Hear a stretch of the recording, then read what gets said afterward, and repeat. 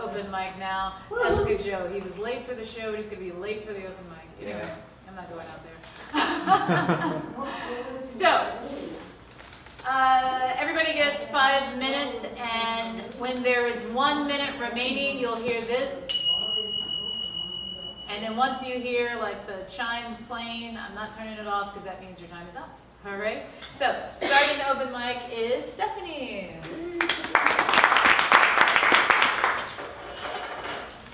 I have two announcements before I actually begin. First of all is on November the 20th, there's a day set aside to remember those who have been murdered in the transgender community.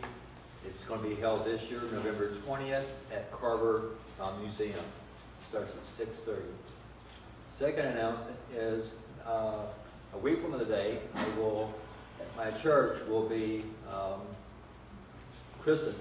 My new name will be christened. There will be a ceremony. So that's something also very big to me. We'll get right in. I have 2 poems. First one is, it's a poem that I found, author unknown. Live life to the fullest. To follow your heart and intuition. That should be your #1 mission. Listen to your inner voice. Live your life through your choice. The point is to love what you are doing. Your deepest passions should be pursuing. Every moment, live excited. Every morning, be delighted. Always look forward to what's ahead. Your thoughts and wisdom gracefully spread. Living life to the fullest is up to you. Look in the mirror. It's always be true. Second poem is one that I recently wrote. It was called Remembering a Soul on Earth. Some believe life begins at the beginning of time. Mighty words spoken, creating every living thing. Now as I reflect on my life gone by, will I be remembered? Who will know the life I've lived? Who will remember this soul on earth? Life is a journey everyone travels. When the wind blows, will my voice be heard? Where memories come swirling by, as if each memory being painted by the Creator's hand. Will you see 2 paths divided like the trunks of a mighty oak, or tall green grass swaying under clear blue skies? Will you see 2 paths and the one not taken? Thank you.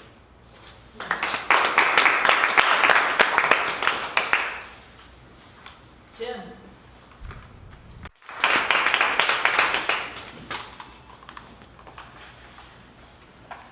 I wrote this poem in the deepest, darkest pits of hell. Yeah. Oddly enough, that's where I found the best part of myself. It's called Curiosity's Father. I am born a curiosity, an inquisitor by trade. The quest is my endeavor. Inquiries must be made. I probe the outer limits in search of the great unknown. For all I cannot fathom, the distant shores I comb. I reconnoiter round about and leave no stone unturned. To quench the thirst for wisdom, the mysteries must be learned. I look upon the scrutiny to divulge the cryptic clue. I plunge the deepest chasm for the answers I pursue. I scale the holy mountain just to see what I can see. I risk annihilation to set the dragon free. I dare to seek the darkest caves and the treasure they conceal. I challenge any labyrinth for the insight to reveal.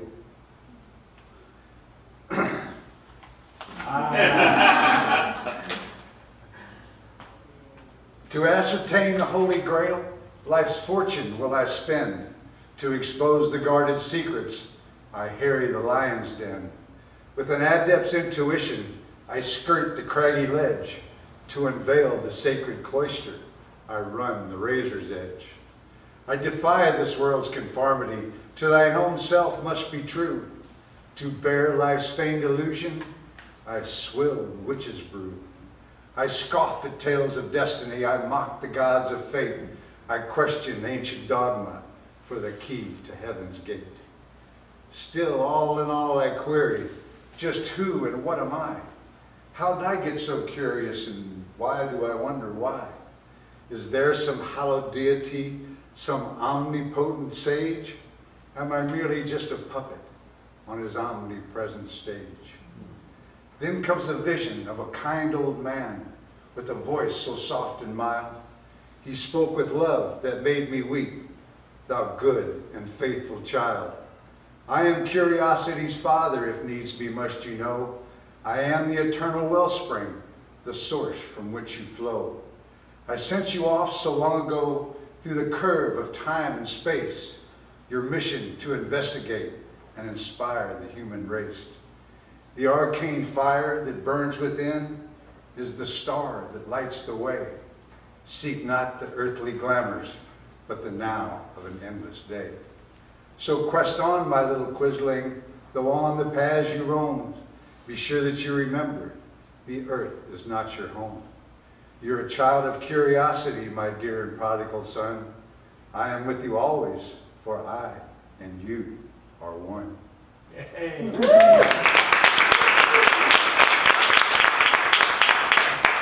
And this one I wrote, 3-4 weeks ago, so I don't have it memorized yet. 1,000 lifetimes. I have loved you 1,000 lifetimes in 1,000 different ways, bound from time immemorial until the end of days. Close your eyes and remember our lives from long ago, crossing time together, learning to love and grow. Once we lived in the jungle, monkeys climbing trees. Then we swam beneath the waves, dolphins in the sea. I remember being an infant, nursing at your breast, then a father and his son, building a wooden chest. Once we drowned together, shipmates till the end.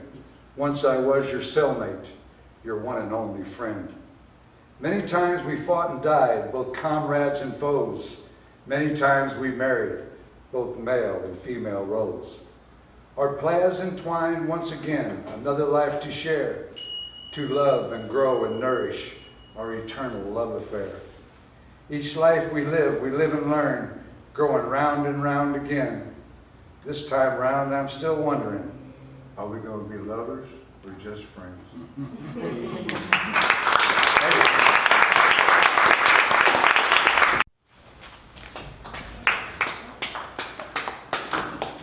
I like sitting, so. Because your feet's too cold. No, my feet are perfectly warm. Perfectly fine. Thank you, though. The first one I'm going to do, I'm doing all brand new stuff that I wrote like in this last week. This first one has a lot of graphic imagery, but it's from about a person who, when I was dating his daughter, asked me, because I have two mothers, because of my different than normal circumstance, was I able to be a good man for his daughter? Which I did not respond in that moment to what I wanted to say, so this is that poem. I promise there's a happier one after this, but this one's called Bone Marrow of a Vulture Carcass. I wanted to tell him that he was the bone marrow of a vulture carcass, a man who had assumed of me less a man for being born of two mothers, a threatened anorexic mountain gorilla, an unknown endangered cancer his gloved words could choke out of existence every time I held his daughter's hand. Sorry, jokes about being a lesbian boy from lesbian parents are negative 0% funny or biting.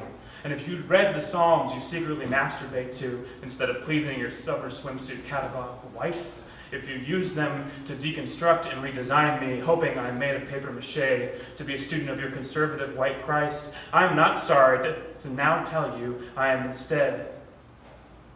You'll find me a stone Roman amphitheater, still standing despite years of drizzles like you. I am not sorry to now deconstruct you with a blowtorch years later. My manliness does not need to be dressed in army regalia and wield a sword to be worthwhile. My patience with you is an archaeologist that has set aside the horsehair brush for a 6,000-ton high-speed train.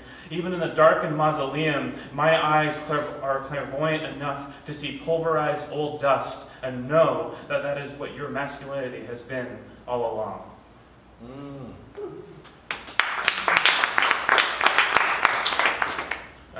This one is much happier and actually filled with gratitude. I actually just recently left a job I had been at for 3 years, my entire time in Austin. And the woman who was one of my bosses was like an older sister to me. She gave me so many opportunities, and I had written this poem for her and gave it to her on my last day. It's called Crafty Carrie. Crafty Carrie built a bar in the office today. Took an old 2x4, sanded it down to its healthiest roots, coated it with this gloss that is designed, oh, someone's texting me, coated it with this gloss that is designed to give a shine and save it from any future spills or stains. All of this in the mere few hours of her Wednesday. In her hands, it is repurposed. Crafty Carrie brought me the redwood pieces of a garden frame and taught me to put them together, taught me where to buy the best soil, taught me to plant things in the immediacy and not later, now. From then on, her trust is in me to plant the opportunities she has packed in a sack for me by myself. Plant tenacious creativity, and then plant humility, and then plant listening. Listening is taking a while to bloom. But Crafty Carrie doesn't fear calling me out for the dry soil around it. Holds my shaky hands to show me the speed of others around me, to evenly water it, to really, really listen. In her hands, I am repurposed. She has all 6 pairs of arms we would fall into in a trust fall. She can feel the wind changing before it happens because she and Mother Nature are in a book club together. She saved my life after knowing me for so brief a time, because that's the kind of heart her body carried.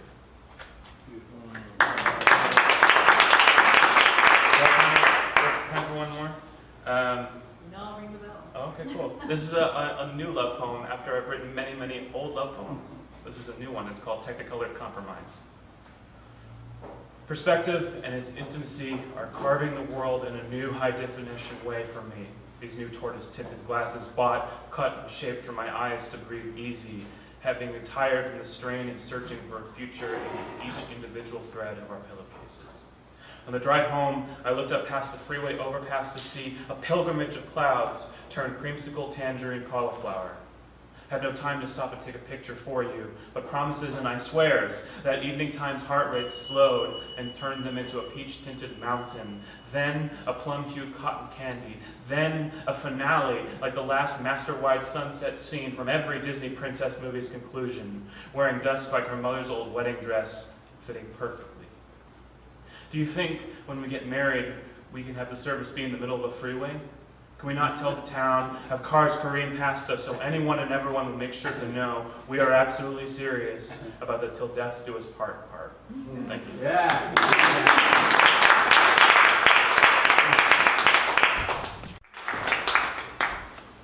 Okay, I think this is my 4th time in 40 years to do something like this. Whoa, Nice. So bravery, just wrote this before we came. Thank you, Ms. Robertson, for putting the rules in Roulette. My 5 sons for showing up as composites of karma, stardust, and hope. My son Charlie for being here now and for letting me cuss in the kitchen when I drop coffee cups, Ayurvedic powders, and mason jars too damn heated dry to hold. As for the trees, you know what you are. Plum for your plump, luscious fruit, and for being my first host tree when I was a little girl. Live oak for teaching me yoga with your twisted and bendy receptivity. Aspen for lessons on unity with your rooted connectedness in the deep underground. Morning glories, though technically not a tree, opportunistic, windy with snake-like tenacity, up, and then you blossom purple trumpets to the sun. Ginger, cardamom, anise, annatto, sugar, salt, peppercorns.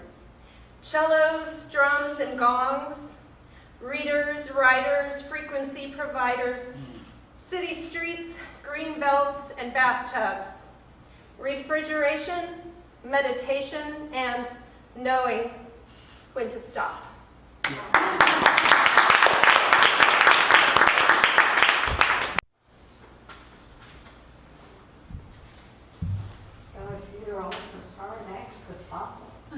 Do you want the music stand? Huh? You want the music stand? Oh, I can get a chair too. Can you get a chair? you probably heard this. Doesn't matter. Like it. There isn't no one that lives yet. Come on. Is that something you're going to display or? Gotta be-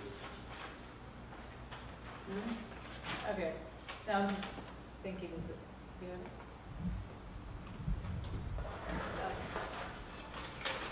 I've seen hate and I'm still here. I've seen love and I'm still here. I've seen weddings and I lucked out. I've seen weddings and lucked out of being a wife. Been put down, still stood tall. Been raised up and still smelled it. Whoops. Been raised up and still felt small. And I thank you all for trying. Hope those trials were satisfying. Wish me well or hope I'm dying. Thanks for life. I've been drained and filled my cup. Been cut down, stood back up. I've been rated everything from 1 to 10. When you totaled out my pride, folks, I've still finished out the ride, folks. All who made it smooth or jerky called me smarter, called me turkey, super straight or extra quirky. Thanks again. So I still dare to show my face here from this planet that's the base here for this mixed up human race here. And I thank you for my space here. I've stood, I've heard yes and stayed unsure. I've heard no and stayed secure. I've heard well-meant words that cut me like a knife. But no matter what you're saying, you got 10 points just for playing. All who bet me that I would vomit, made me laugh or made me vomit. Here's my heart, I thank you from it. Thanks again. Oh yeah, I thank you for the feedback, for what I hate or what I need back, for the roses and the corns. Hey friends, let's hear it for the thorns.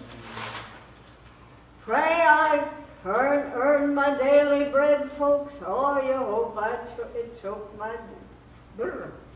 Oh, pray I earn my daily bread, folks. Oh, you hope I choke me dead, folks.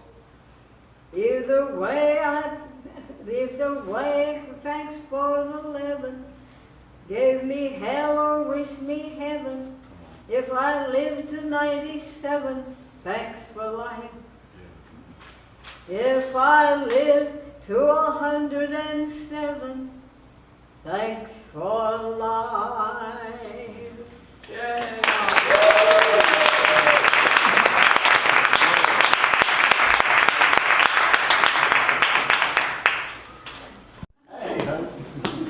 No, that's rough. That is a hard, actual call.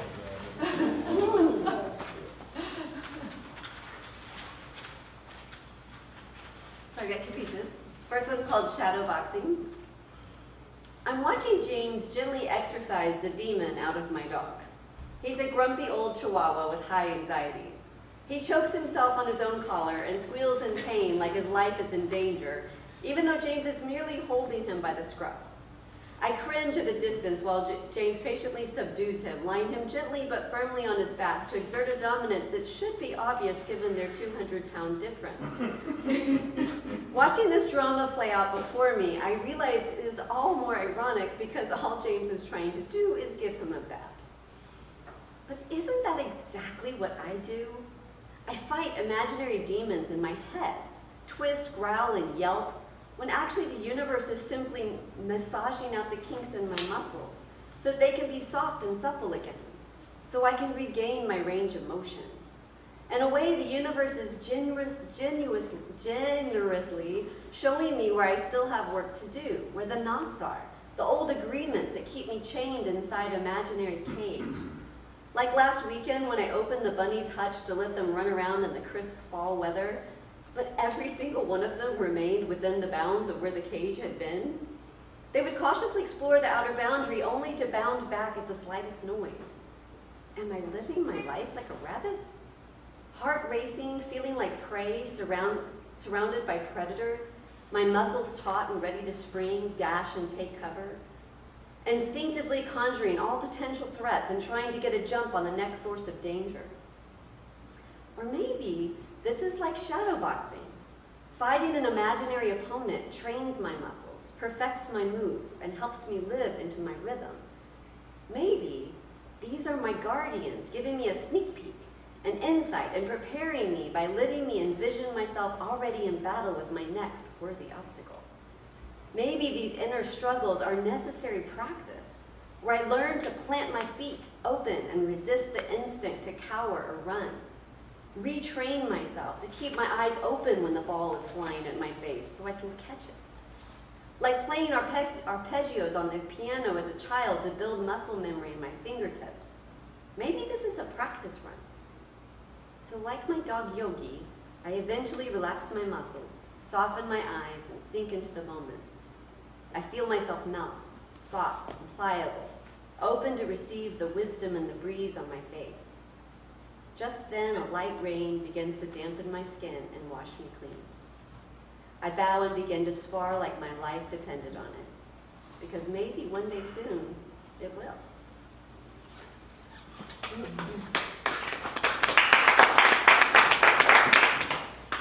And second one is taking up space. Thank you for reminding me I can take up space again. How long have I been holding my breath? I didn't realize it until you kissed me and my body opened like petals unfolding. My tongue twisted loose and my voice rolled like water. Thoughts trampling like horses to be free from the tight rein I've been clutching for survival. Your strength holds back the tide, pushing up against me, threatening to snuff out my light at the slightest misstep.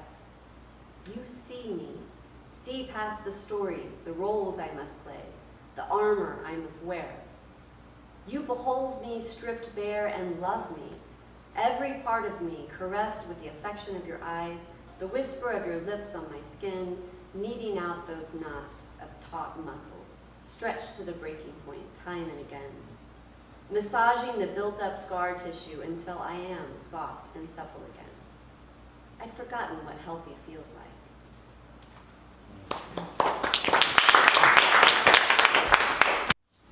Right. I want to just, in the only way I can, as an Eagle Scout, and that would be to salute our two former servicemen.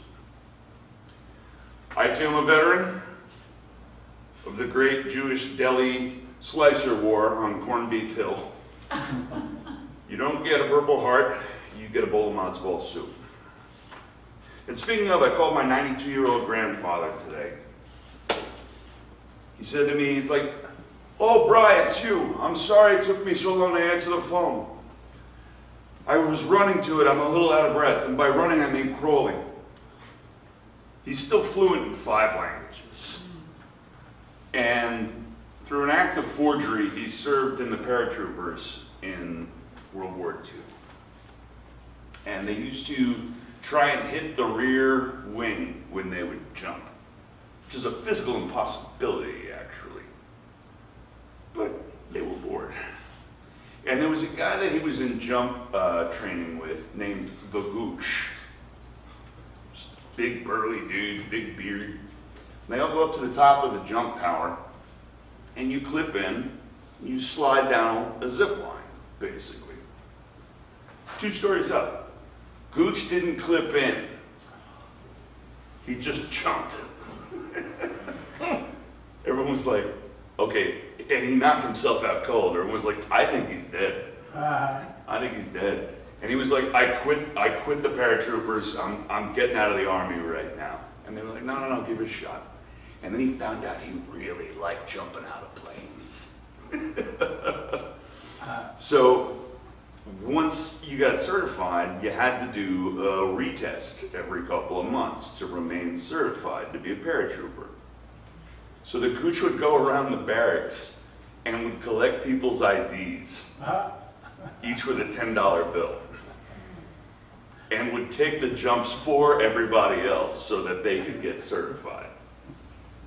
I was like, Grandpa, like $10, that was a lot of money back at WW2. And he was like, yeah, but you know, if you were certified, you got $50 a month, so it was worth it not having to jump out of a plane again. I was like, all right, cost effective. I get it. And then after World War II, he went to Yokohama, where he was running a PX for the Army, and he was also smuggling in Cadillacs. I don't know how he did that. I don't know who in Japan wants to drive a Cadillac, given how narrow the roads are and how tiny the people are. And then after that, he moved, and he also was doing this as a widower. He was raising my father and my father's 2 sisters in Yokohama. And then he moved them all to Washington Heights, where they were really like the only white family in the neighborhood, which I think is why my dad seems to attract Dominican women. I've always had a fear of heights. Not always.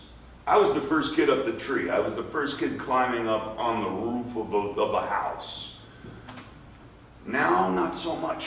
I like gravity. It's there for a reason. And if I get too high, it'll pull me down and injure me. But the catch is, do not be afraid to jump. I mean, you might be falling, but you can also get the sense of floating. Sometimes you have to take that risk. Jump out the plane. Try and hit the rear wing. And then hope your parachute opens. Thanks. Read.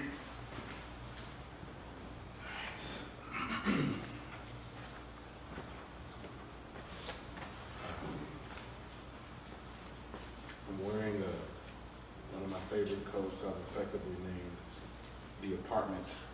My father gave me this coat and it literally has 10 pockets on it. I didn't really need to bring my backpack because of pockets. All right,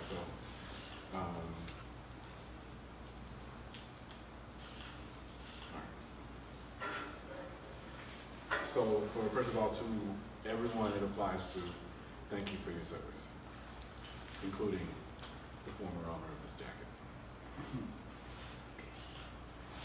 This is from my mother. This is called Shepherd. My mother would never let me keep the daydreams that followed me home. They would find me running astray on their own, and I would play with them, roll around, laugh in the middle of the class, in the hallway, and all the way home, my mother would be waiting. She would tell me to send them away as soon as I got to the doorstep.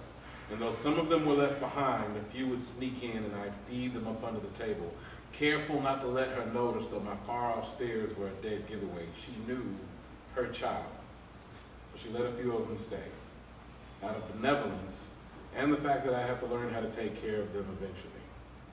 You see, the problem with shepherds, the problem with dreamers is that sometimes we make horrible shepherds. Often our flocks will get bigger than we can tend to. We collect more dreams than we can tend to, and though we don't mean it, we let a few of them die. My mother was a good teacher. So, I'm going to make this story as short as possible, since we're talking about an attitude of gratitude. And since there is at least one, I believe, minor in the building, I will refrain from, okay, all right. So, here we go. So last year, I got invited to what they call an orphan party.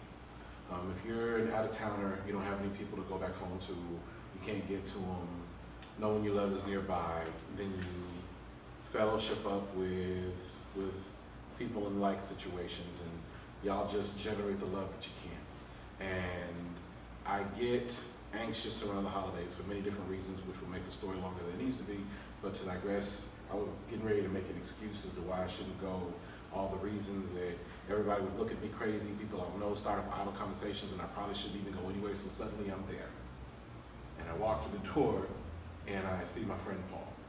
And he offers me a shot of whiskey and a small cylindrical object not brought to you by Newport. And after we both exchange more than pleasantries, as true friends do, suddenly he makes it clear to me that he has both brownies and brownies.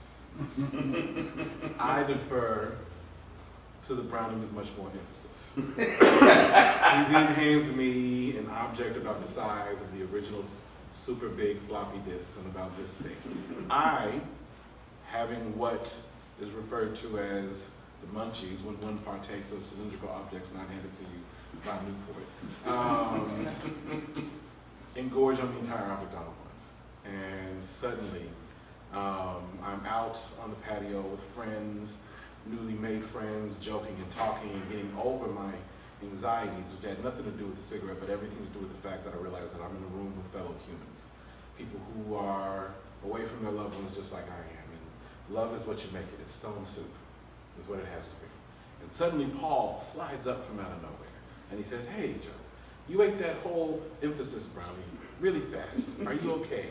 I said, "I know what I'm about, son." He said, "No problem." He slides off.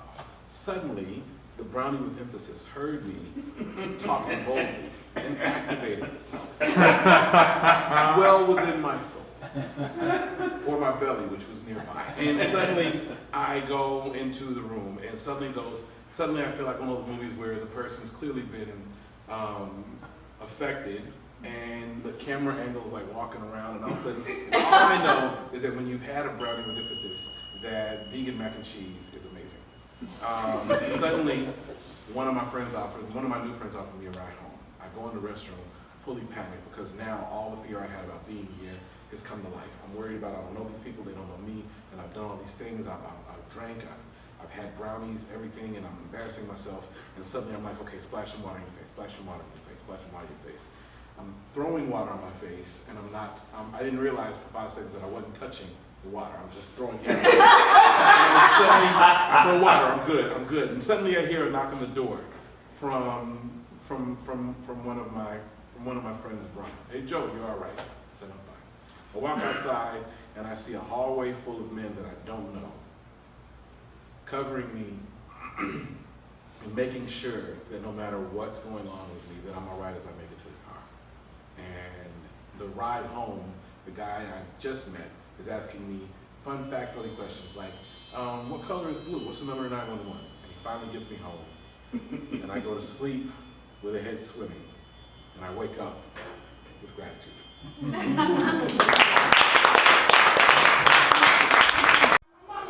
Wait, let me see how I can. Wait. New phone is like the power to stuff. Okay.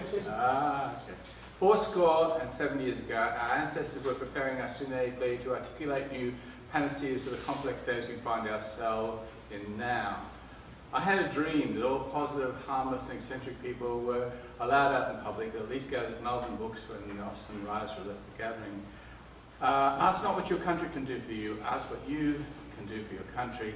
My country to salute. The hammer is not a house. We are deprived of oxygen by the fake in the White House. Stars and seas, warming oceans, melting glaciers, climate, emotional disruption, sensitive suicide. They feel they have no oxygen. Starts with elders neglected, moves to the young, poor, unemployed, migrants, refugees, anyone different. Stigma, cannot breathe here. Have to carry oxygen packs of compliments. You are okay. Your life is valid. But do you artists really believe it? Musicians, dancers, poets, when the news is all faux and violence, when the mirror is black and blank, is a drug stare, when what one says is ignored, one's very being made small, connection, community, breathe freely amongst those with whom you share your hopes, like here. One poet I know drove all the way to London from Devon to read one poem. Waterfalls, fountains, springs, wild rivers. So I took my TV outside for a walk in the rain. I dropped my computer off a cliff, threw my smartphone in the creek. I want to get back to personal contact like this. The way we talk, the way we listen. No longer third-party contracts, telephone salespeople wanting to do some product placement, We are on a recorded line. Somewhere, my do not call list becomes a casualty list, a listing ship, a lisp, a whisper of a voice too coddled by radio mics to raise the volume and the amplitude. While your stories flow like flooded houses down Texas streams, we learn again today the ancient power of dreams to place us back within the living.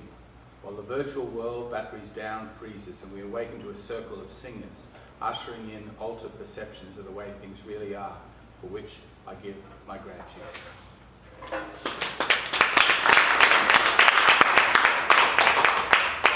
me turn my timer off. Okay.